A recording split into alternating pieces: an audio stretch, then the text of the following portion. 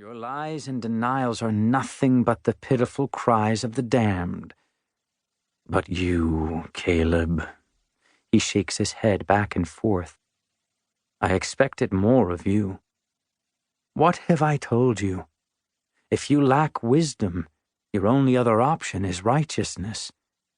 And now you're left with neither. I am right, I begin. Okay, maybe I'm not righteous. I've committed adultery, after all, and I was about to leave the city without permission, but only for a worthy cause, only to redeem my brother and myself. It was a good plan, right up until I got caught. I'm wise, I say softly, but that might not be true either. Daniel certainly doesn't think so. He jerks his head at the door, and the guards shove us both out into the rain, which has become a downpour. In a few short hours, it will wash out roads and flood the low-lying buildings. It happens every few years. We get so little the ground can't absorb it all when it comes. Today, the skies are weeping. Thunder and lightning crack in the distance, voicing the anger I can't, as Daniel leads and Gideon and Thomas push Aaron and me through wet sand and ankle-deep water. Where are we going? I ask through chattering teeth. But the wind steals my voice, and the rain threatens to drown me, so I shut my mouth and continue on. Are we being thrown out? Aaron, I could see, but me, Daniel's faithful servant? For this one infraction, he hasn't even let me explain myself. But he stops before the tunnel door, and then I understand. He's going to lock us in the tunnels. I've heard rumors of this punishment from the other men, but I thought it was only for the worst sinners. Wait, this is all a misunderstanding. I wasn't running away. I was going to get you your coyote. Aaron stares at me like I've sprouted horns.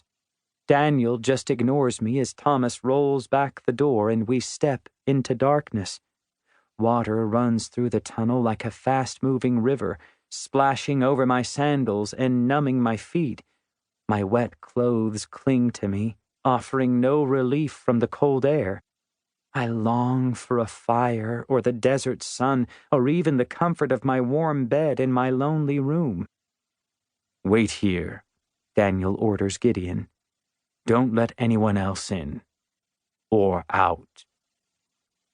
He takes the flashlight from the guard, then shoves me forward while Thomas and Aaron follow close behind.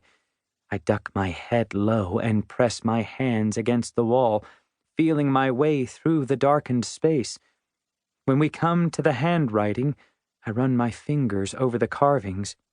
Daniel's told us many times at our lessons what it says, but I can never remember it word for word. It has something to do with why we're here and the sins of the outside we're trying to avoid. As I peer closer, I'm surprised to see images instead of words. One looks like a man holding a spear, and there's an animal, maybe a deer or a coyote. People standing near a river. Is it possible Daniel got the message wrong? Before I can say a word, Daniel strikes me between the shoulder blades, muttering bits of scripture under his breath. You have turned your back on me, I recognize. I think that one comes early in the Bible. And lake of fire and sulfur is Revelation, one of Daniel's favorites. But I don't recognize lie down with dogs.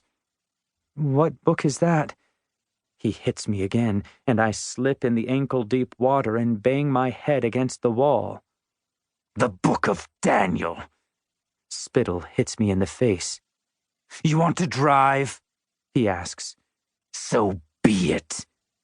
He pushes me farther down the tunnel. You will be driven far from your people. You will wander the desert like animals. The quote is vaguely familiar to me, but in my panic and my shame, I can't place it. I wasn't trying to leave.